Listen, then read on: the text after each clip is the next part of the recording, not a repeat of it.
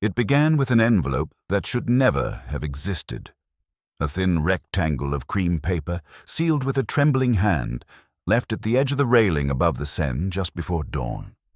Inspector Moreau would later recall how the mist had clung to the river that morning, drifting in slow ribbons that blurred the gas lamps into wavering halos. Paris was barely awake. Only the quiet shuffling of the first market carts broke the silence. Yet the note lay there as if placed with ceremony, waiting for the first soul brave enough, or unfortunate enough, to lift it from the damp stone. There was no body beside it, no disturbance on the quay, no blood, no footprints, no sign of flight or struggle. Just the letter, addressed not to the police at large, but to Moreau himself, as though whoever penned it knew exactly which pair of eyes would open it. And even before he broke the seal, he sensed a strange intimacy in its presence, something too deliberate to be dismissed as a prank. The Seine moved sluggishly below, as if listening, and the inspector felt the subtle chill of a truth that had not yet shown its face. Sometimes a case does not begin with a crime. Sometimes it begins with a whisper that refuses to disappear, and this whisper had chosen him. Stories like these spread through Paris the way fog clings to the rooftops, and if you wish to follow every step of Inspector Moreau's path, the revelations, the shadows, the quiet truths behind closed shutters, consider lingering with us. A simple gesture, a shared moment, like, share, and subscribe, so these mysteries continue to find you in the half-light where they belong. The fog had remained unusually low that morning, stretching over the Seine like a worn grey blanket pulled tight across a restless sleeper. Inspector Moreau stood at the stone parapet, hands in the pockets of his overcoat, the early chill biting through the wool as he studied the letter left for him. Market men were beginning to appear from the shadows on their carts, leading horses that exhaled small white clouds, but none of them had noticed the envelope tucked against the rail as he had. Perhaps they had assumed it belonged to someone else, or perhaps the atmosphere itself had a way of turning gazes elsewhere, making ordinary people disinclined to touch a thing so oddly placed. Moreau had always sensed when a detail broke the logic of a street. This letter broke the logic entirely. He lifted it gently, careful not to smudge the faint pencil markings on its surface. His own name, Inspecteur Moreau, was written in a slanted, hesitant hand, as if the writer had feared that a firmer stroke might betray a trembling spirit. The inspector examined the envelope without opening it. The paper was new, but not expensive. It bore the faint scent of cheap cologne, the type sold at kiosks in railway stations, though the undertone was something else. Something vaguely medicinal, as if the writer had handled bandages or a jar of salve, not long before touching the paper. Moreau noted this quietly. Sensory traces told him more than signatures ever did. The sound of Lucas's footsteps approached before the man himself emerged from the fog, a tall figure with a purposeful stride. "You're out early today, Inspector," he observed, glancing around as though expecting to find a crime scene hidden behind the mist. Moreau held up the envelope. Someone wanted this seen before the sun did. Lucas raised an eyebrow. "Another complaint from those men near the Pont Neuf? They've been sending all sorts of nonsense lately." "No," Moreau replied, his voice low. "This is different." He didn't mean the handwriting alone. He meant the atmosphere around the object. Some cases began with noise, broken furniture, shouting, sirens, bodies hurried into wagons. But the ones that mattered, the ones that carved themselves into an inspector's memory, began quietly. They arrived like this. A letter on cold stone, the city awakening as though nothing had happened. He broke the seal. The paper inside was folded twice, and when he opened it, the message seemed to shiver in the faint breeze. There were only a few lines, written with uneven pressure, as though the writer had paused between each word, struggling against something unseen. "I've done something. You will find out soon. Forgive me for not being brave enough to stay." No signature, no date, no location. just a confession delivered without context, like a sentence ripped from the middle of a page. Lucas leaned closer. Done something. That could mean anything. Moreau nodded, folding the letter back into its envelope. It could, but it was left here deliberately. And you were the intended reader. Yes. Lucas exhaled softly, then scanned the key. There's no one around now. Shall I ask the patrolman if anyone saw a person lingering here? You may try, Moreau said, though he already suspected the answer. Whoever left the letter had done so with the precision of someone who understood the rhythms of the river. There were moments in Paris when one could disappear simply by knowing the right second to move. Moreau stayed on the quay after Lucas walked off, letting the fog shape itself around him. A barge pushed upriver, its engine puffing intermittent growls that echoed beneath the bridge arches. The Seine carried secrets downstream every day, lost documents, stolen trinkets, sometimes worse. But this felt different. The letter had the weight of intention, yet lacked the substance of action. It was a confession without a crime, a plea without a plea. Janvier arrived next, coat unbuttoned and breath quickened, his morning cigarette hanging unlit between two fingers. Lucas said you found a note, he said, lighting the cigarette with shaking hands that betrayed the cold. Anything urgent? We don't know yet, Moreau answered. But I'd like to know who walked along this quay at dawn. There may have been someone who saw the letter placed. Janvier inhaled, his eyes narrowing through the smoke. You think someone's missing? I think someone is afraid.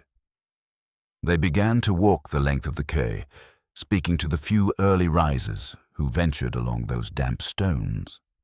One fishmonger claimed to have seen a man standing by the railing just before sunrise, but he described the figure as indistinct, like a coat someone hung over a chair, he said.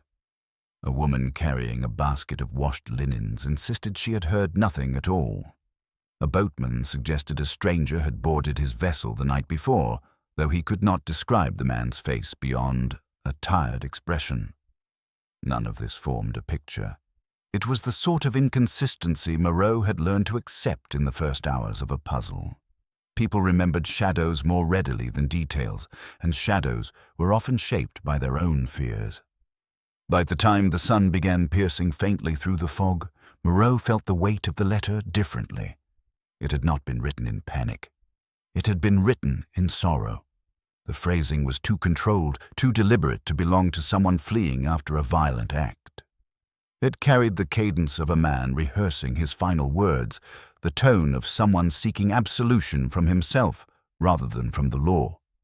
And yet the absence of a body, a weapon, or a witness left Moreau with nothing to anchor his intuition. He walked the quay once more alone. The mist had thinned, revealing the wet sheen on the cobbles and the faint prints of shore birds hopping near the edge. His gaze drifted to the Seine, where ripples glimmered faintly. If someone had jumped, the river might already have carried the truth elsewhere, but there were no signs of a struggle on the parapet, no scuff marks, no dropped belongings, nothing disturbed. And then he noticed something, a small indentation on the stone. Fresh, barely visible, a faint circular stain left by the bottom of a bottle or a jar. Moreau knelt, touching it gently. The scent was faint but familiar, a medicinal smell similar to the one lingering on the envelope. Someone had set down a small container here, perhaps moments before leaving the letter. It might have held liniment, salve, or something the writer used regularly. That detail, however small, could become the hinge of the story. Moreau rose slowly, the fog shifting around him like a veil. Paris had woken fully now. Carriages rolled over distant streets, the bells of Saint-Germain-l'Auxerrois chimed the hour, and the scent of fresh bread drifted faintly across the bridges. The ordinariness of the city pressed in on the strangeness of the letter, creating the peculiar tension that always signaled the beginning of a case. Yet Moreau felt something else, something he rarely admitted even to himself. A quiet pull. a sense that the writer had chosen him not by chance, but by recognition. It was as though someone had studied the inspector's methods, his temperament, even his silences, and decided that if anyone could decipher the truth behind those few trembling lines, it would be him. Lucas returned with nothing new. Janvier finished speaking to the boatmen with no success. The day broadened, but the mystery did not. Moreau slipped the envelope into his coat and gave the river one final glance. The letter had come alone, carrying no crime other than the burden of its own existence. And yet Moreau knew, with the certainty that guided his instincts through countless cases, that a story had already begun somewhere, perhaps far from Paris, perhaps close enough to touch the fog around him. He would find the source, whether it lay in a confession, a disappearance, or a mistake someone could no longer bear. For now, the only truth he possessed was a message left on cold stone at dawn, a whisper waiting to be heard, a voice seeking him specifically, and a question that refused to sleep. What does a man confess when there is no crime? The city was still rubbing the sleep from its eyes when Inspector Moreau left the Quai des Orfèvres and stepped into the narrow streets that fed into the Ile de la Cité. Paris, in those early hours, was a creature of shifting shapes, its alleys half awake and the cold air still holding traces of river mist. He preferred it this way. Before the cafes filled, before conversations hardened into certainties, before the human noise drowned out the subtler signs. It was in these quiet pockets of time that people remembered details they would soon forget. And as he made his way through the crooked lanes, the letter weighed against his chest like a second heartbeat. He visited the first bakery on Rue de Harlay, where a young apprentice had been sweeping flour into neat white piles just before dawn. The boy remembered seeing a figure pass by the quay, but could not tell whether it was a man or woman. "Too much fog, monsieur," he said, brushing his hands against his apron. "Just a shape walking with purpose. Not hurried, not slow, as if they knew exactly where to go." Moreau filed this away. A person confident enough to move steadily along a mist-covered quay at dawn carried an intention stronger than fear. Farther up the street, an older woman who sold newspapers from a wooden stand claimed she had heard footsteps, but could not recall whether they were heading toward the river or away from it. "All I know," she muttered while arranging her papers, "is that it didn't sound like someone running, more like someone thinking." Moreau thanked her, though the remark left him with the same hollow impression as the boy's. A presence without features, a silhouette guided by something deeply private. In a small café near Pont Saint-Michel, the inspector took a seat and ordered a black coffee. The café smelled of damp wool, pipe tobacco, and the last traces of last night's conversations. Only 2 patrons were inside. Taubon, municipal clerk, reading yesterday's paper with exaggerated seriousness, and an elderly man who warmed his hands around a chipped porcelain cup. Moreau waited until the server, a sleepy-eyed woman with hair hastily pinned back, approached. "Did you see anyone near the quay before sunrise?" he asked. She thought for a long moment, her gaze drifting upward as if trying to find the memory on the ceiling. "Someone came in around that time," she finally said. "Didn't order anything. Just stood near the door and watched the street. A coat, a hat. Could have been anyone. How long did they stay? Maybe a minute. And then? They left. Quietly. As if they didn't want to disturb us." Moreau sipped his coffee, letting the bitterness settle across his tongue. So the figure had paused. Not just on the quay, but here as well, hovering long enough to take in the room, perhaps deciding whether to speak or hide. The idea that the writer might have stood only a few paces from where he now sat pulled at him strangely. The city often brought people dangerously close without letting them touch. He left a coin on the saucer and stepped back into the cold. The streets had grown noisier now, filled with the rattle of delivery carts and the cries of vendors. The normal world was unfolding, but Moreau remained tethered to the fragile thread of impressions he had gathered. The witnesses were confident only in their uncertainty. Each description blurred at the edges, as though the writer had passed through Paris like a smudge of moving fog. Yet there was something, the posture, the steadiness, the quiet hesitation at the cafe door, that suggested a person caught between two decisions. Someone not fleeing after a terrible deed, but nearing the moment of one. Moreau had seen this before, the mind folding in on itself, the weight of an unseen burden pressing someone toward confession in small, reluctant steps. He chose next to visit a tobacconist on Rue Saint-Jacques, a man who kept his door open at impossibly early hours and noticed everything with darting, restless eyes. The tobacconist claimed he had seen no one suspicious, but mentioned a peculiar detail. "A man came in last night," he said while trimming the end of a cigar. "Late, asked if I sold sealing wax. Not many ask for that anymore. Most just fold their letters and be done with it." Moreau's interest sharpened. "Do you remember his voice?" The tobacconist paused, then shook his head. "Quiet, that's all, too quiet," and his hands trembled when he paid. The tremor, the hesitant handwriting, the medicinal scent, the sealing wax, the cheap cologne. These threads were still loose, but they were beginning to look like they belonged to the same person.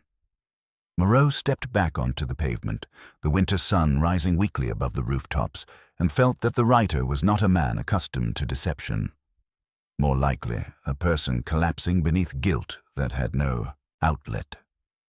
As he walked toward the river again, the Seine gleamed with the dull metallic sheen it wore in winter, the kind that made the water look deeper and more secretive than usual.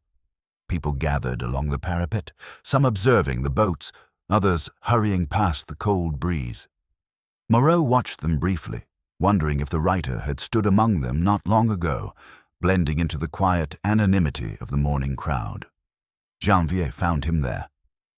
"Nothing from the patrolman," he reported. "No one saw a stranger near the railing." "And the boatmen?" Moreau asked. "Two claim they saw a figure walking away from the water, but they can't agree on the direction." Moreau sighed. "It fits the pattern." "What pattern?" "The pattern of a person who wishes to be seen only in outline." Janvier frowned, puzzled. Moreau simply tapped the envelope in his coat. This was not written by someone who wants to be caught.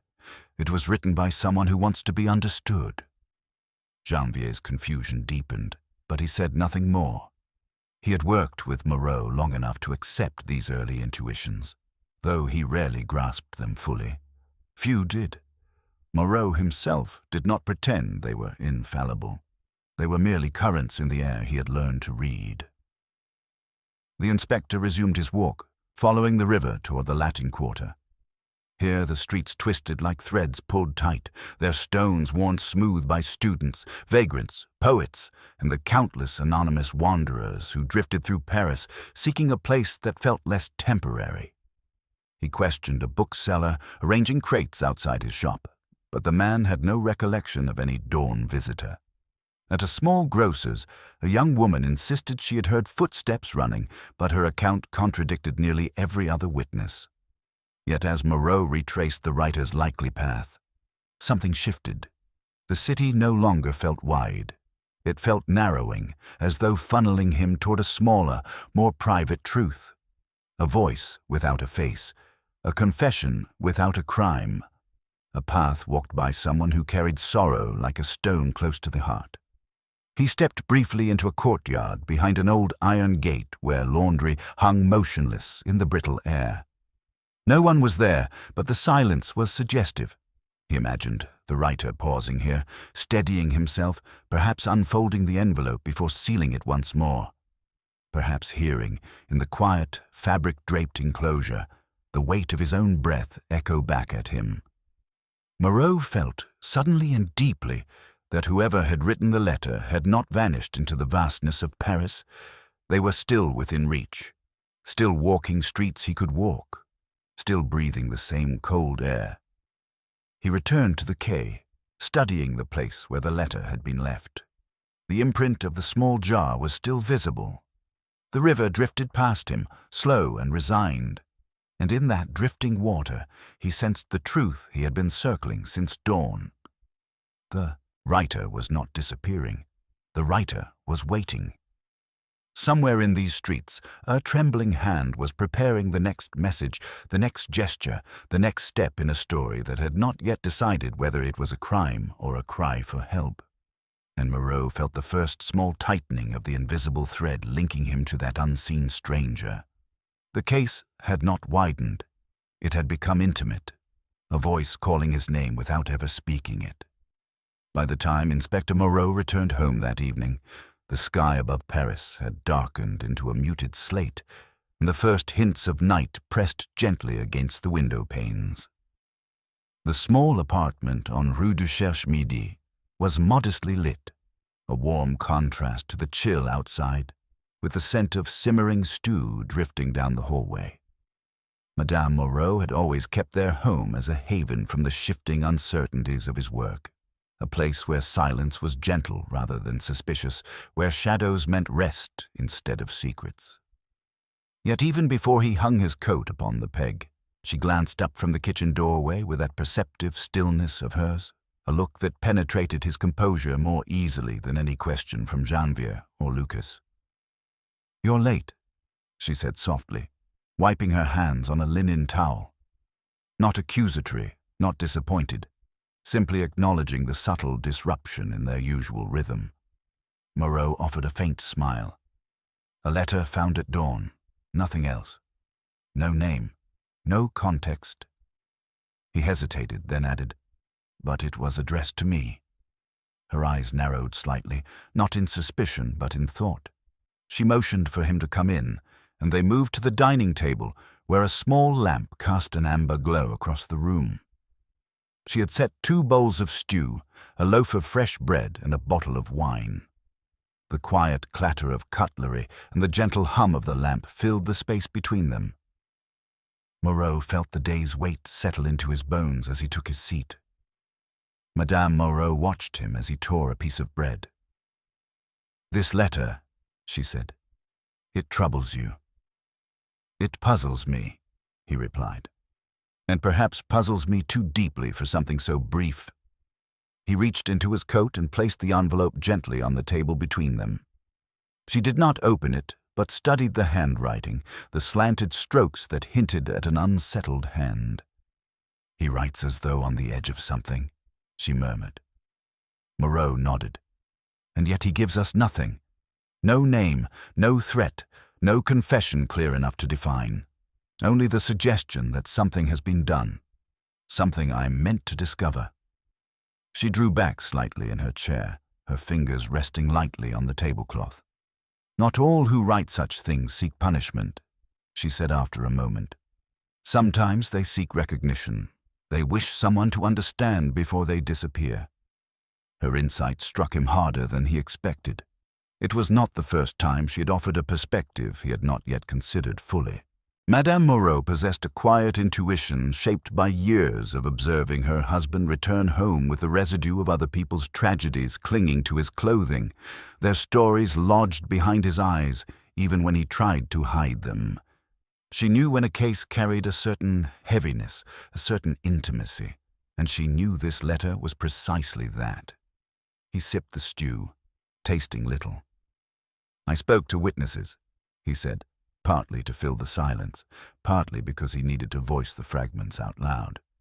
"They remember shadows, a figure drifting in the fog, someone who entered a cafe and left in silence, a man who purchased sealing wax with trembling hands. But no one can describe him clearly.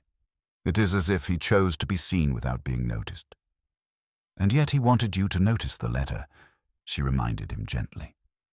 "Yes," Moreau admitted. "That is what troubles me most, a man seeking to avoid all eyes except one." Madame Moreau reached across the table, not touching his hand, but resting her palm near it. "Be careful," she said in a tone that was neither fearful nor dramatic. "A person who writes like this is not stable, but instability comes in many forms, not all dangerous. Some are wounded, some are frightened, And some. She paused, searching for the right words. Some attach themselves to the one they believe can save them. He felt a slow chill spread through him that had nothing to do with the weather. Her words carried no melodrama, only understanding. It was the kind of truth spoken by someone who had learned, through long observation, the subtle patterns of those who reached out to the police not with violent intent, but with emotional desperation. "Do you think he sees me as a confidant?" Moreau asked quietly. "I think," she replied, "he sees you as the only person who might hear him before he falls completely into whatever darkness he is circling." Her phrasing lingered in the air. Moreau leaned back in his chair, letting the lamp's warm glow soften the room but not his thoughts. He had always known that the line between criminality and despair could be thin. Some people crossed it with purpose, others by accident, and some stood on it, trembling, hoping someone might reach them before they leaned too far. He told her about the faint medicinal scent on the envelope, the indentation from the jar on the key, the delicately slanted handwriting. Madame Moreau listened with her calm, attentive posture, absorbing each detail with a kind of domestic intuition that caught nuances the police often overlooked. "He tends to wounds," she said quietly when he finished, "or he tends to someone else who is wounded. That scent does not come from someone who uses those things casually. It comes from routine, habit, necessity." Moreau stared at the envelope, imagining a small room lit by a single lamp, a man hunched over a desk, the faint smell of disinfectant permeating the air, a jar set down, carelessly, leaving a faint ring on the stone, a mind too restless to write cleanly, hands too stained with worry to stay steady. "You see why I fear this," he murmured. "It is too personal, too pointed." Madame Moreau's expression softened. "You fear becoming part of his story." He nodded. She had captured it perfectly. Cases with clear boundaries were easy to investigate. Crimes with motives, suspects, and means followed predictable paths. But a letter like this blurred every line. A stranger whispering their fear into your hands without telling you what you are meant to save them from. That was something far more delicate, dangerously intimate. She rose, placing a hand briefly on his shoulder as she passed. "Just be wary of how much space you allow him in your thoughts," she warned. "Some people find comfort in drawing others into their despair. They bind you by making you responsible for their pain." He listened, not dismissing a word. Her voice carried the calm of someone who had seen her husband unravel sleepless nights over less ambiguous puzzles. She returned with a small pot of tea, pouring for both of them as if to anchor him back in something gentle and ordinary. The warmth of the cup steadied him. "You think he will write again," she said. "I know he will." The certainty surprised even him. "And if he does, will you feel compelled to answer?" "I do not know." She held his gaze for a long moment, then smiled a small, sad smile. "I only ask that you do not let him choose who you become in this case." The remark struck him deeply. He folded the envelope carefully, returning it to his coat. The room felt smaller now, the lamplight more intimate, as though the letter's presence had followed him into this sanctuary and settled quietly between them. They finished their meal in a silence that was not strained, but thoughtful. Later, as he prepared for bed, Moreau stood near the window, watching the faint glow of the city lights shimmering through the glass. Somewhere in Paris, a man was walking through streets he had walked today, carrying a sorrow he could not name, preparing perhaps the next message meant for the inspector alone. Madame Moreau's warning echoed through him with quiet persistence. Some cases followed a trail of evidence, others followed the contours of a wounded heart. This one, he feared, might demand he follow both. And as he extinguished the lamp, he wondered whether the next letter would arrive before dawn. The telegram arrived shortly after dawn, its paper still creased from hurried folding, the ink slightly smudged as though the telegraphist's hands had trembled while transmitting the message. Inspector Moreau had barely finished his morning coffee when Janvier appeared at his office doorway, holding the telegram between two fingers with a cautious expression. "This came in for you," he said, "from a small station outside Saint-Martin-sur-Loire." Moreau took the envelope paper, already feeling the faint tug of intuition along his ribs. The telegram was concise, almost abrupt.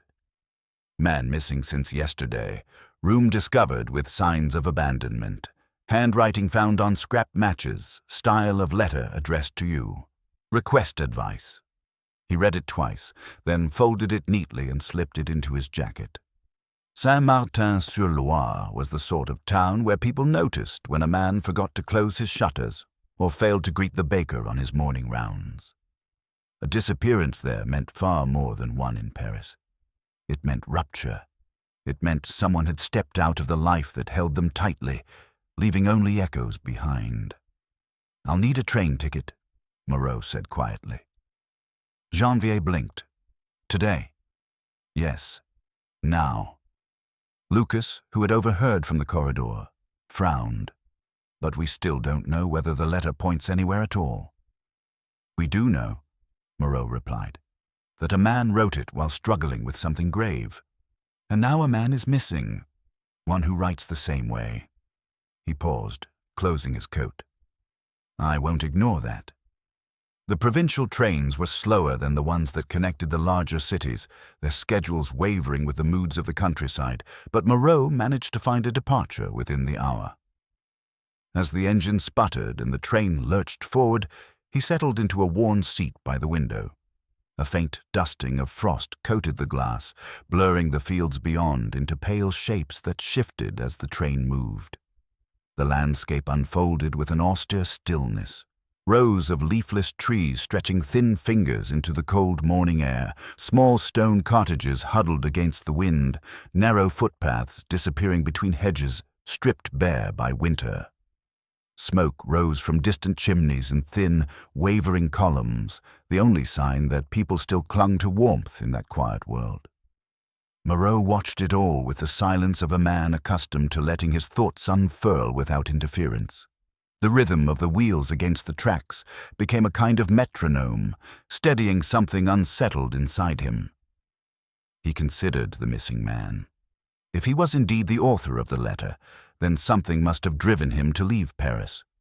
Or perhaps he had been gone already, writing from afar, sending the letter as a final tether before vanishing. The countryside rolled past like a slow-moving memory, and Moreau found himself imagining the small-town station, the faces that would meet him there, the way news spread in such places.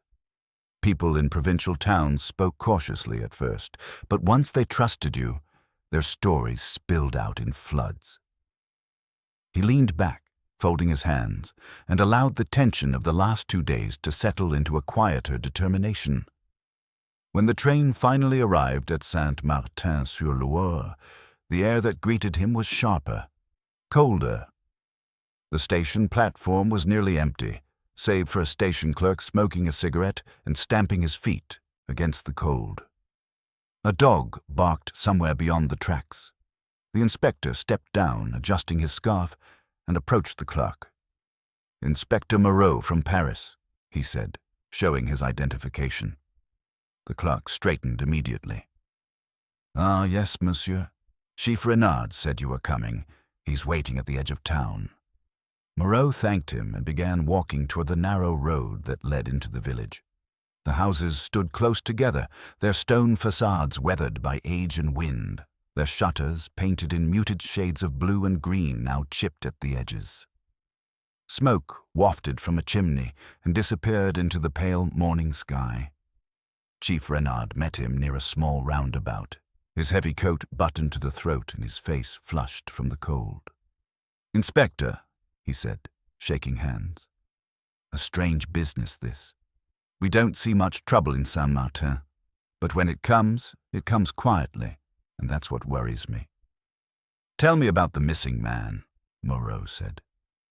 "Name is André Lemaire," Renard replied. "Schoolteacher. Lived alone in a room above the town's boarding house. Paid rent on time, read a great deal. kept mostly to himself, but people liked him well enough. And when did he disappear? Sometime between last night and early yesterday morning. The boarding house owner found his room empty, nothing taken except his coat, and even that looked like it had been grabbed on a whim. They walked toward the boarding house, its sign creaking faintly in the wind. Inside, the landlady, a stout woman with a kerchief tied around her head, led them up a narrow staircase. The scent of boiled vegetables and old wood hung in the air. Lemaire's room was small, almost painfully neat. A bed with a thin blanket, a wooden desk, and a chair stood near the window that overlooked the road. A single oil lamp sat on the desk beside an open book, but it was the scrap of paper pinned beneath the book's corner that caught Moreau's attention instantly. The handwriting, it matched the letter. He lifted the corner gently, studying the loops and slants of the ink. It was a fragment, barely a sentence. "I must decide before morning." The ink was darker at the beginning, lighter at the end, suggesting hesitation or fatigue. He felt the faint tightening of recognition. The same hand, the same tremor, the same melancholic gravity. "Did he leave any note?" Moreau asked. "None that we've found," Renard replied. "But there's something else. Something I can't quite make sense of." He gestured toward a small wash basin. Moreau stepped closer and saw traces of dried liquid at the bottom, dark, medicinal, unmistakable. The same scent from the envelope. He bent slightly, inhaling. It was antiseptic, the kind used in schools for treating minor injuries. "Did he tend to anyone here?" Moreau asked. The landlady shook her head. "No, monsieur, but he kept a small box of bandages in the drawer, said he had a nervous habit of treating scratches and cuts immediately. Something about feeling responsible for his own well-being." The phrasing struck Moreau oddly. Responsible for his own well-being. It sounded like the mantra of a man who feared what might happen if he let his guard down. He moved toward the window, gazing out at the quiet street. Children's voices drifted faintly from the schoolyard down the lane. A cart rolled slowly past, its wheels cracking against the cobblestones. Everything looked painfully ordinary, and yet a man had vanished from this quiet fabric as easily as a stitch pulled from a worn blanket. "Did anyone see him leave?" Moreau asked. "One witness," Renard said. "The baker's daughter claims she saw Monsieur Lemaire walking toward the train station early in the morning. She said he looked distracted, as though he was arguing with himself." That detail fit. The cafe door, the hesitation, the shaking hands. But the letter, why leave it in Paris? Why send a message addressed to him when the man had already left the city? Moreau turned the question over in his mind. Perhaps the letter had been prepared earlier, or perhaps Lemaire had returned briefly to Paris before vanishing again. The threads tangled, pulling him deeper. "May I see the railway records?" he asked. Renard nodded. "Of course." They visited the small office at the station. The records confirmed that a single passenger had boarded the early freight train yesterday morning. A ticket paid in cash, no name given. The description was vague, but the timing aligned perfectly with Lemaire's disappearance. "Where did the train go?" Moreau asked. "North," the clerk replied. "Toward Paris." So he had returned. The letter on the key, the disappearance in this town, the intersection was unmistakable. Lemaire had traveled back to Paris to leave a message meant for Moreau alone. Standing in the modest, cold station room, the inspector felt a quiet shift within him. This was no longer a case of observation. It was pursuit, quiet, personal pursuit. A man had walked between two worlds, provincial and urban, and left traces of his wavering soul in both. And Moreau, following his faint footprints, felt the first real tightening of the invisible bond between them. Somewhere in Paris, the next letter was waiting. The man who sought him had not finished speaking. Paris greeted Inspector Moreau with a melancholy familiarity when he returned from Saint-Martin-sur-Loire. The train slid into Gare d'Austerlitz under a pale afternoon sky, and as he stepped onto the platform, the city's cool breath washed over him like an old, unresolved memory. The noise of hurried steps, the murmur of travelers, the faint smell of coal dust rising from the engine, everything felt both comforting and slightly oppressive. Paris had that peculiar talent, to let one feel at home while reminding him that home was full of shadows. He walked through the station, his coat buttoned tightly against the wind, and made his way toward the river. The Seine had darkened since the morning, reflecting the bruised purple of the clouds gathering overhead. People hurried along the quays with scarves tucked under their chins, preoccupied with their own destinations. Moreau moved slowly, as though the city might reveal something if he matched its pace. He had returned with more questions than answers, but with a certainty that had grown steadily since he found the matching handwriting. André Lemaire was not merely missing. He was moving, and the inspector was meant to follow.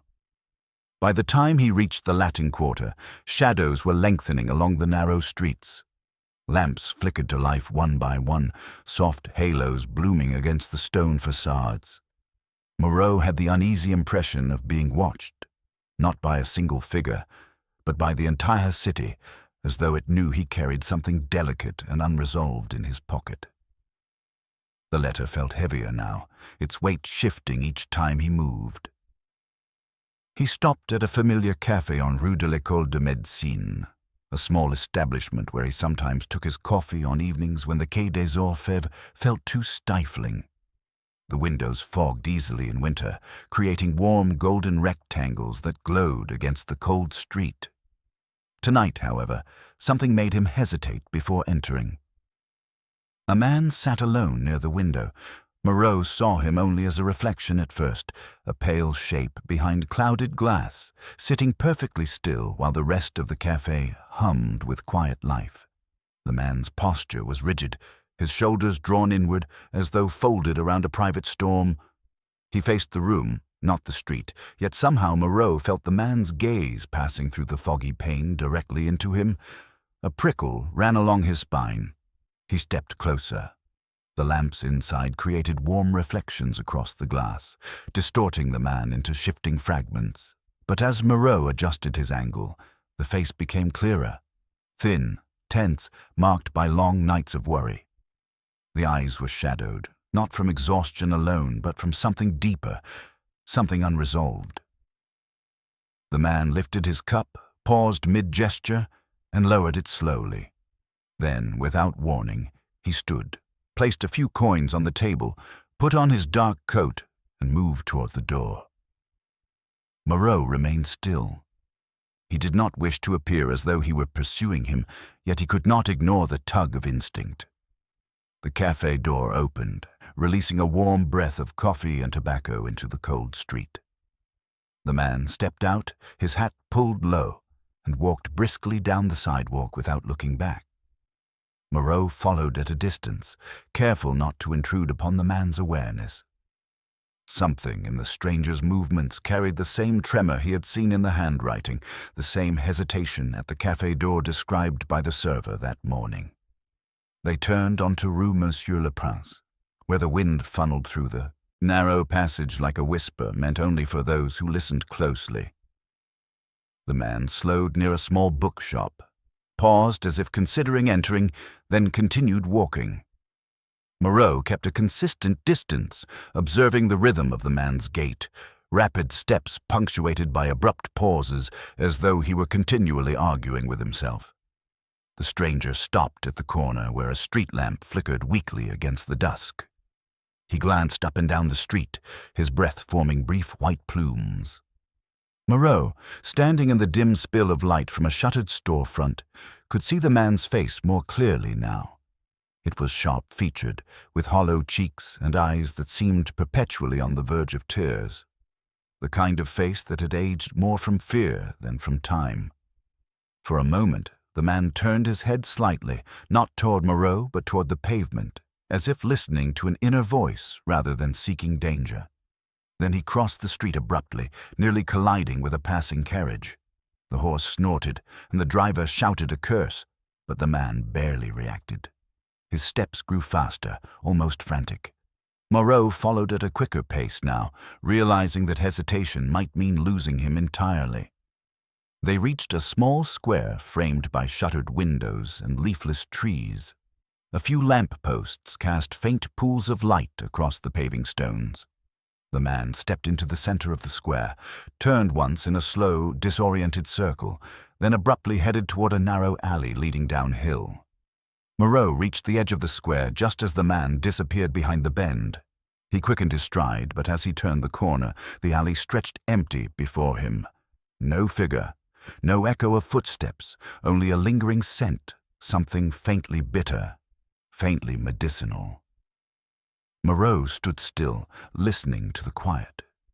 Somewhere in the distance, a door slammed. A child laughed. A vendor called out about roasted chestnuts. Ordinary sounds, all of them, but none belonged to the man he had followed. He walked the length of the alley, checking doorways, corners, recessed entries. Nothing. The man had vanished with the same precision as the writer who left the letter at dawn. It was not the disappearance of a criminal. It was the disappearance of someone accustomed to slipping between moments. Someone who did not flee so much as dissolve into whatever shadow felt safest. Moreau paused near a lamp-post, lighting a cigarette with practiced ease. The smoke curled upward, caught momentarily in the flickering light before dispersing into the night. He thought of the train records, the abandoned room, the scrap of handwriting, the trembling hands, and now this spectral presence sitting in a cafe window, appearing just long enough to be recognized and then withdrawing before the inspector could reach him. It was no coincidence. The man wanted to be seen, but not approached, observed, but not confronted. It was the careful dance of someone seeking to confess, without yet finding the courage to speak. The inspector returned to the cafe window later, after circling the alleyways with no result. The table where the man had sat was empty now, the coins gone, the chair pushed back as though he had left in a hurry. The server wiped down nearby tables, humming softly to herself, unaware of the importance of the seat that had just held a troubled soul. Moreau placed his hand briefly on the back of the chair, feeling the faint, lingering warmth of another person's presence. He could almost imagine Lemaire sitting here, hands trembling around the cup, thoughts spiraling inward, watching the door as if expecting fate to step through it at any moment. He stepped back outside, letting the cold air clear his mind. The night had settled fully now, heavy with an unspoken tension. Somewhere in Paris, the man he had followed was hiding within a different pocket of shadow, preparing perhaps the next movement of his silent plea. Moreau tightened his scarf and walked toward the river, the lamps casting long streaks of light across the cobblestones. The Seine moved in slow, deliberate waves, as though echoing the troubled rhythm of the man he sought. The ghost of a figure behind glass had vanished. But the inspector knew this was not the end of the encounter. It was the beginning of a chase without footsteps, one that unfolded not on the street, but inside the fragile terrain of a wounded mind seeking him across the city. Somewhere, the next letter was already forming. Somewhere, Lemaire was waiting to be heard. But not yet. Not until the shadows behind the window felt safe enough to speak. The first rumor did not begin in a newspaper office or at the Quai des Orfèvres. It began, as such things often did, in a cafe where the tables were too close together and the air too thick with smoke to keep conversations truly private. A clerk from the Palais de Justice, eager to impress a girl who worked behind the counter, spoke of a mysterious letter addressed to a certain inspector and made a grand gesture with his hands, as if conjuring danger from thin air. By the time she repeated it to her cousin, who repeated it to a friend at a print shop, the letter had already acquired a body, a bloodstain, and an invisible killer. The phrase "invisible killer" was what finally reached the journalists. Inspector Moreau heard it first in the corridor outside his office, drifting from a group of younger officers who had gathered around the morning's edition of a modest evening paper. The headline was more insinuation than fact, but it was enough to make his jaw tighten. "A letter without a body is an invisible murderer haunting the quays." The article itself was thin, padded with speculation and colored by the particular thrill of people who had never seen a dead man but liked to imagine one. Janvier handed him the paper without a word. Moreau scanned the article, noting the careful way it danced around verifiable detail. No names were given, but anyone at the quay who knew about the letter could recognize themselves between the lines. The writer spoke of a confession left at dawn upon the stones of the Seine, and hinted at a second message whispered along the provincial rails, as though the journalist had caught the faint echo of Saint-Martin-sur-Loire without fully understanding its meaning. He folded the paper and placed it on his desk. "Who spoke?" he asked quietly. Janvier hesitated. "No one directly, I think. It may have been overheard, or guessed. You know how it is. Someone sees you return from the river at dawn. Someone else notices the telegram from the provinces. They start stitching pieces together.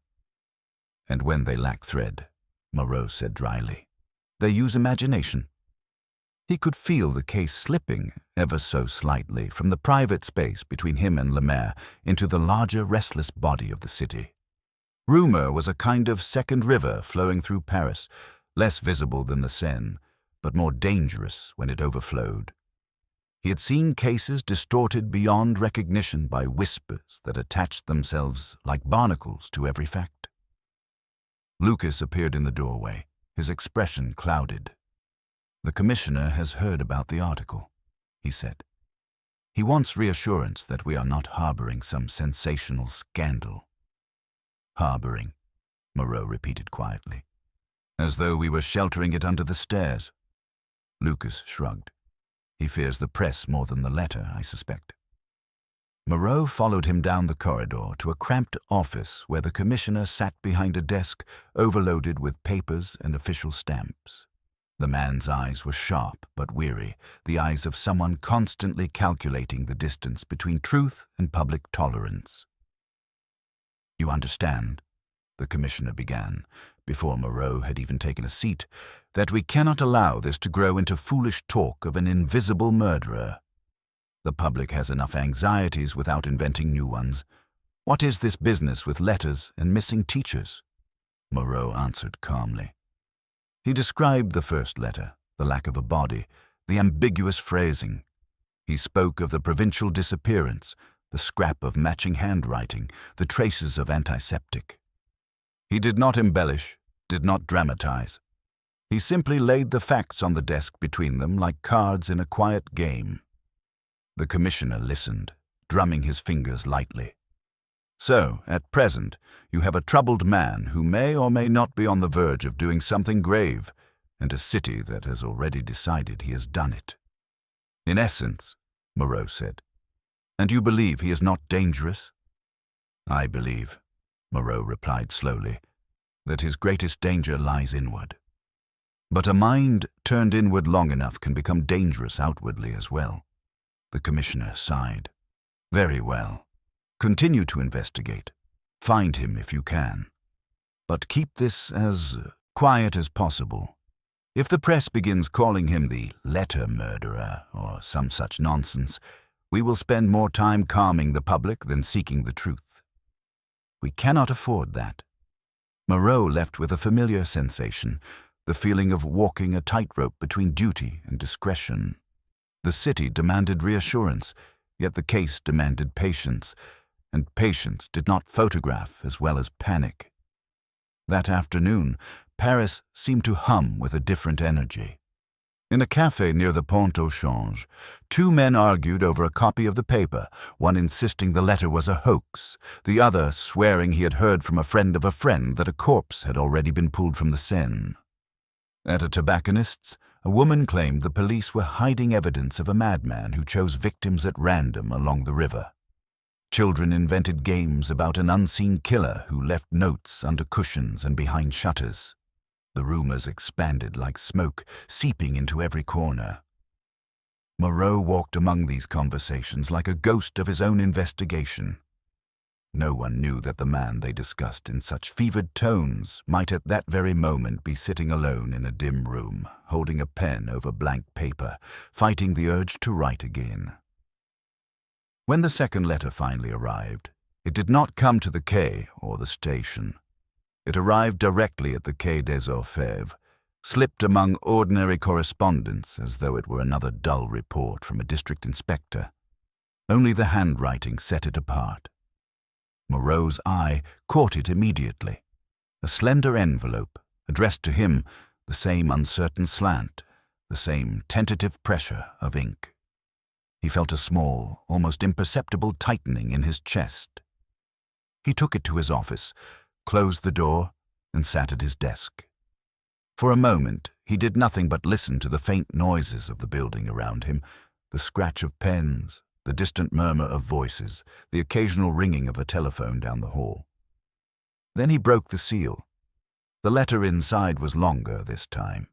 The handwriting trembled more noticeably, as if the hand that held the pen had been less steady, or the resolve behind it more conflicted.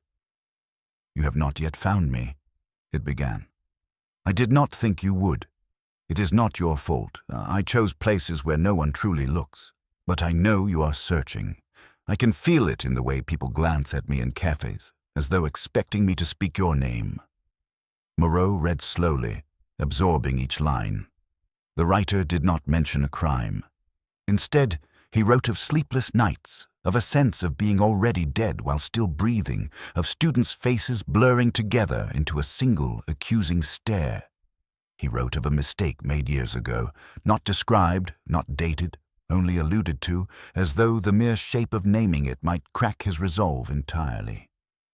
"I've not killed anyone," one line read, "but I have killed something in myself, and I fear the world will soon punish me as though the two were the same." Moreau paused, letting the weight of that sentence settle. It was not the language of a man who played with the police. It was the language of someone so tangled in his own guilt that reality had begun to bend around it. The letter continued. "I left my room because the walls remembered too much. I returned to Paris because only here, among strangers, can I imagine disappearing without causing a ripple. Do you understand, Inspector? There are people who fear prison less than they fear being remembered." There it was again. That strange, almost tender intimacy. The writer was reaching for him, not as an officer of the law, but as the only audience he could imagine for his confession of existence. The letter ended with a haunting ambiguity. "You may read this as a farewell, or as a request. I have not yet decided which it is." No name, no address, no concrete detail beyond hints. The past mistake, the students' faces, the flight between town and city. Yet the handwriting, the vocabulary, the tremor in the lines, they all shouted the same name to Moreau, André Lemaire. He read the letter twice more, and then set it gently on the desk.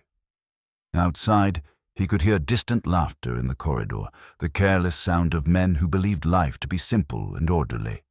He envied them for a moment. Janvier knocked softly and entered when beckoned. "Another letter?" he asked, reading the inspector's face. "Yes." Moreau slid the paper toward him. "He denies any physical crime, yet he writes as though he is already condemned." Janvier frowned as he read. "Do you believe him?" "I believe he believes himself." Moreau leaned back in his chair. The question is whether his belief will remain inward or spill outward in some act the city will not forgive.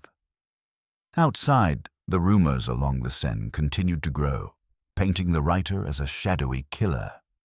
Inside the inspector's office, the truth was more fragile, more difficult.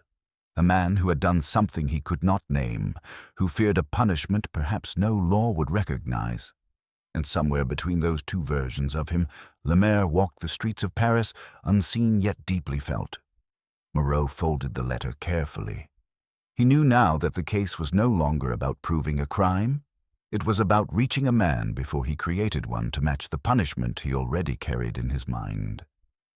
The city spoke of an invisible murderer, but the inspector feared something more tragic. A man who might become one only because everyone had already decided he was. The city felt colder the next morning, as though the fog itself had absorbed the unease growing along the Seine. Inspector Moreau walked through the courtyard of the Quai des Orfèvres, with his collar turned up, the second letter tucked securely in his coat. The building's stone walls seemed to echo faintly with each step, absorbing the weight of what he carried. He had slept little. Madame Moreau's warning had lingered, in his thoughts like a faint fragrance, impossible to banish.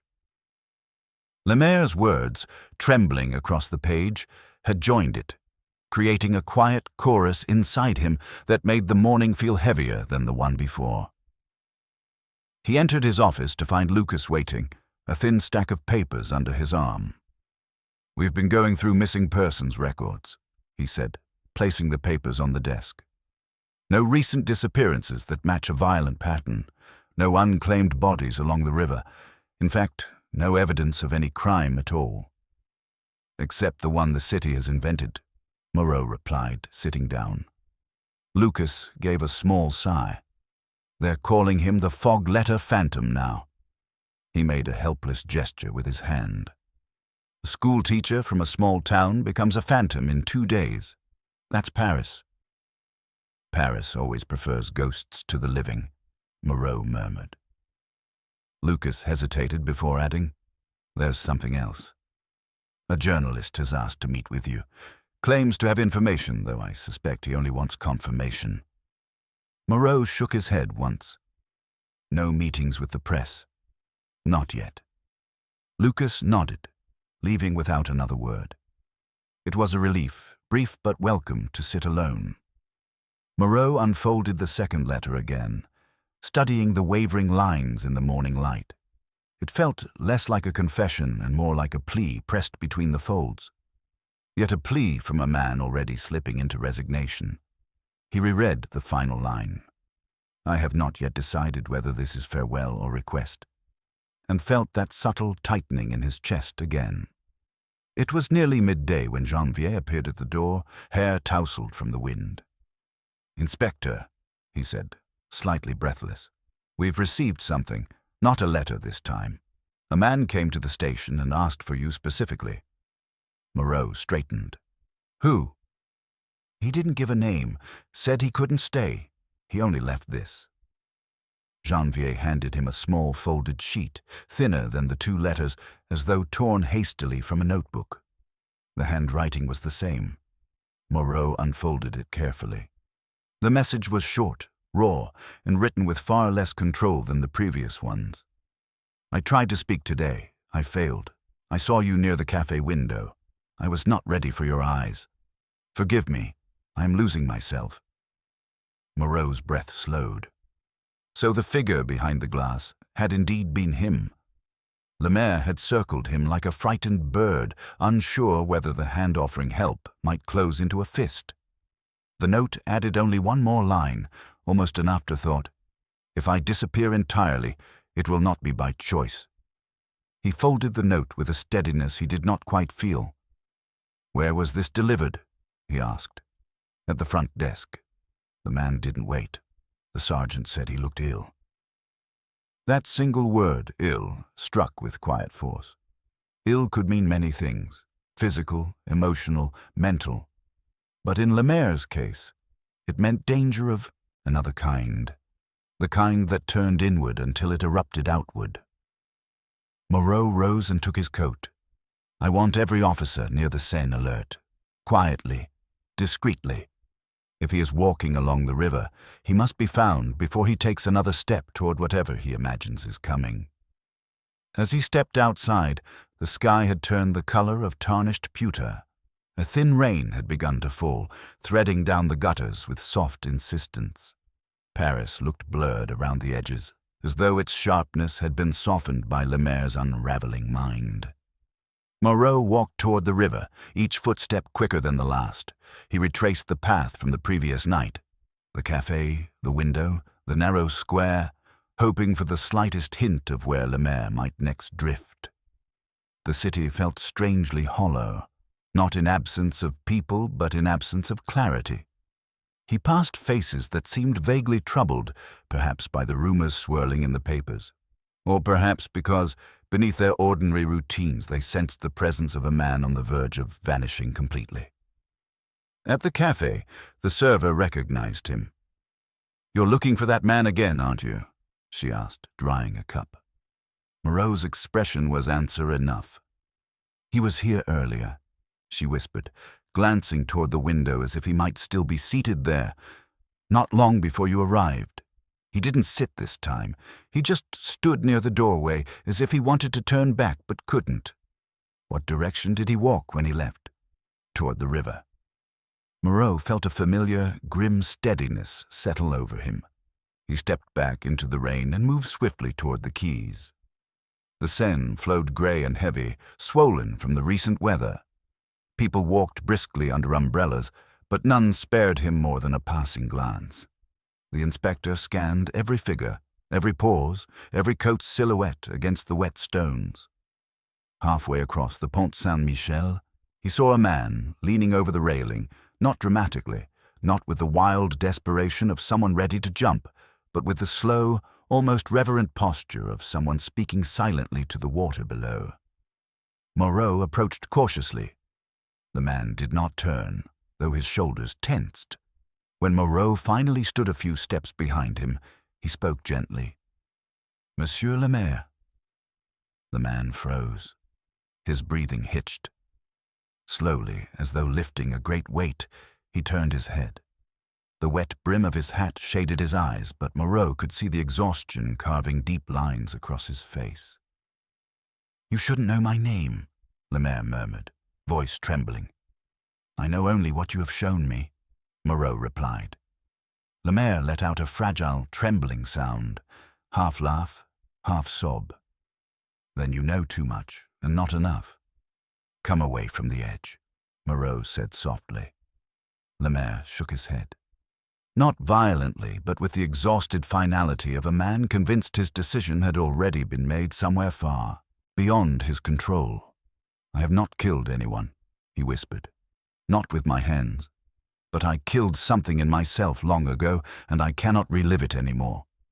"You can tell me," Moreau urged. "That is why you wrote." The rain thickened around them, drumming softly on the stone. Lemaire lifted his face slightly toward the city beyond the river, as if seeking something he had already lost. "I was a teacher," he said. "A decent one. The children trusted me. And I broke that trust. Not through cruelty, through failure, through neglect." His voice cracked. "A child fell ill in my classroom years ago. I dismissed his symptoms as nerves. He died that night. His mother never forgave me. Nor did I." Moreau felt the confession settle like cold lead. Not a crime, not in the legal sense, but a moral wound so deep it had hollowed the man from within. "You were not responsible for his illness," Moreau said. "I was responsible for noticing," Lemaire replied. "And I failed. Ever since, every face I teach becomes his. Every whisper in a hallway sounds like accusation. Every quiet night reminds me that I am an imposter living on borrowed grace." He clutched the railing. "That is the crime, I confess. I continued living as though I deserved to." Moreau stepped closer, rain dripping from his hat onto his coat. "You wrote to me because you do not want to disappear alone." A single tear traveled down Lemaire's cheek, indistinguishable from the rain. "I wanted someone to know that I once tried to be good," he whispered. "And someone does," Moreau said. "I do." Lemaire closed his eyes. His fingers loosened on the railing. "Come," Moreau said quietly. "Walk with me. Let us leave the river behind." For a long moment, the rain filled the silence between them. Then, with a small, shuddering breath, Lemaire stepped back from the edge. The inspector reached out, not grabbing, not restraining, only offering the quiet certainty of presence. Lemaire accepted it. As they walked away from the river, Moreau felt the city exhale around them. The rumors along the Seine had speculated about murder. But here, on this wet stone bridge, the truth was far more fragile. A man who feared he had committed a crime only his conscience could punish. And in saving him from the river, Moreau sensed they had only begun to touch the deeper shadow beneath Lemaire's fear. The final truth was still waiting, somewhere in the fog of what Lemaire had not yet confessed. Inspector Moreau walked beside André Lemaire through the rain-darkened streets, their steps slow and strangely synchronized. Paris felt quieter than before, as if the city itself were leaning in to listen to their movements. The river behind them murmured under the bridges, carrying away the echoes of a confession that had not yet fully revealed itself. Lemaire's shoulders were hunched, his coat soaked through, the brim of his hat dripping steady rivulets that traced the contours of his hollow cheeks. Moreau did not speak. He sensed the man's fragility, a precarious equilibrium that might shatter if touched too abruptly. They reached a sheltered arcade near the Place Dauphine, where the warm light from a small boulangerie spilled across the cobblestones. Lemaire paused, leaning lightly against a column as though the act of standing upright required negotiation. The faint aroma of fresh bread drifted through the doorway, mingling with the cold metallic scent of the rain. A horse clopped past, its hooves echoing softly beneath the archways. Life continued in its quiet, unaffected rhythm around them. "You saved me before I made a decision I believed was already made," Lemaire whispered. "But I still fear that you do not understand the whole of what I carry." Moreau looked at him gently. "Then tell me the part you have not yet written." Lemaire closed his eyes for a moment, letting the rain trace thin lines along his temples. His breath was shallow. When he spoke, his voice trembled with the heaviness of a truth held inside too long. The boy who died. He was not alone in that classroom. Moreau remained still, waiting. "There was another child," Lemaire continued. "A girl named Solange, quiet, attentive, with an instinct for kindness I had never seen in someone so young. She was sitting beside him when he collapsed. She was the one who came to my desk, whispering that something was wrong. I dismissed it." His voice cracked. "I dismissed her." A deep shudder passed through him, as though the memory itself reopened a wound beneath his ribs. The next day, after the death was announced, she came to me with eyes so full of confusion I could scarcely bear to look at her. She asked whether she could have saved him if she had spoken louder. I told her no, that it was not her fault, but she did not believe me. Moreau saw the shape forming now, the shadow beyond guilt. "She stopped speaking in class after that," Lemaire whispered. "Stopped playing with the other children. Stopped looking anyone in the eye. It was as though part of her had died with him. I tried to help her, but every time I approached, she recoiled.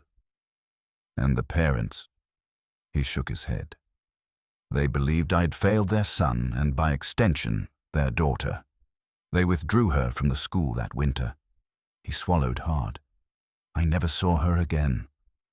Moreau felt the weight of it, the unspoken threads converging. "And you believe her suffering was your doing?" "I know it was," Lemaire said weakly. "The boy's death was an act of fate, but the girl's suffering, her silence, was my fault. I stole her trust with one careless gesture. And what is a teacher if not a guardian of trust?" Moreau let the silence settle between them, choosing his next words with care. "You cannot be responsible for every shadow a child carries," he said softly. "Children experience the world with a sensitivity we cannot fully shield them from, but guilt can distort everything it touches until you imagine yourself at the center of storms you did not create." Lemaire looked at him with a flicker of anguish. "Then why have I spent years feeling like a murderer in all but deed?" "Because grief seeks a culprit," Moreau replied. "And when the world offers none, we appoint ourselves. Lemaire sagged against the column, the exhaustion of years pressing visibly through his posture. I wrote the letters because I feared what I might become if my guilt grew any larger. I feared that someday I would turn that guilt outward, create a crime so that my punishment would at least match the one I felt I deserved. Moreau's breath caught. The truth had been circling the case from the beginning, a man who feared becoming dangerous not because he was, but because he believed he should be. You feared becoming the murderer everyone was already whispering about, Moreau said. Lemaire nodded. A murderer I never wished to be, yet felt destined to become. And yet, Moreau said gently, you wrote to me before you acted. You reached out to be stopped. That is not the mind of a killer. That is the mind of a drowning man reaching for the nearest hand. Lemaire's lips trembled. Do you truly believe that? I do, Moreau replied. And I believe you do as well. For the first time, a faint, fragile exhale left Lemaire that was almost relief. Not full, not freeing, but enough to ease the trembling in his fingers. A gust of wind carried a flurry of rain across the arcade, and Lemaire instinctively stepped closer to shelter. Moreau followed, keeping a steady presence beside him. He felt the case shifting, not closing, not yet, but revealing the final, delicate shape of itself. What do I do now? Lemaire asked, voice small with fear. You live, Moreau answered simply. You return to the parts of your life that still wait for you, and you allow the rest to be carried by someone else for a time. He placed a hand lightly on the man's shoulder, not gripping, only grounding. You have punished yourself enough. Let the truth finish its work without destroying you. Lemaire looked down at his hands, as though seeing them for the first time, not as instruments of imagined crime, but as hands capable of writing, teaching, healing. I thought if I vanished, the world would be spared my weakness. And yet, Moreau said gently, the world is full of people whose only crime is believing their weakness is unworthy of forgiveness. A long silence followed. Rain tapped its fingers softly along the edges of the arcade. A distant church bell tolled the hour. Moreau felt the city drawing its breath slowly, as though relieved that this quiet tragedy would not end in the river or in some alleyway where grief turned violent. When Lemaire finally looked up, his eyes were damp, not with despair, but with the uncertain beginnings of release. Will you take me in? He asked. As a criminal? Moreau shook his head. There is no crime to arrest you for. Only a story to understand, and a man to guide back into the world. Lemaire's shoulders loosened. Something inside him unknotted itself with painful slowness. I will find you help, Moreau continued. A doctor who understands minds wounded by memory. You will speak to him, and perhaps, in time, to me again. Not as a suspect, as a man returning to himself. Lemaire closed his eyes and nodded. The inspector remained beside him, giving him the space to breathe. The rain had begun to soften, turning to a fine mist that blurred the outlines of lamps and store fronts. The city's noise grew gently around them, carts rolling, a vendor calling out, a dog barking somewhere beyond the square. Ordinary life reclaiming its rhythm. When they finally walked back toward the bridge, Lemaire's steps were slow but steady. No longer the frantic steps of a man running from the ghosts of his own conscience, but the hesitant strides of someone stepping back into a world he thought he no longer deserved. As they crossed the Pont Neuf, the river below moved with calm indifference. It had no memory of the man who had leaned toward it that morning. But the inspector did, and he knew that some cases closed not with the clatter of handcuffs or the weight of evidence laid bare, but with a quiet decision made in the heart of someone who had almost surrendered to darkness. The murderer the city had imagined never existed. The man who walked beside him had nearly become one only because he believed a punishment required a crime. And Inspector Moreau, guiding him away from the river, understood that the deepest mysteries were often not about who died, but about who almost did. The case had not revealed a killer. It had revealed a fragile human truth. Sometimes the most dangerous person in a man's life is the version of himself he fears becoming. And saving him meant understanding the crime he never committed.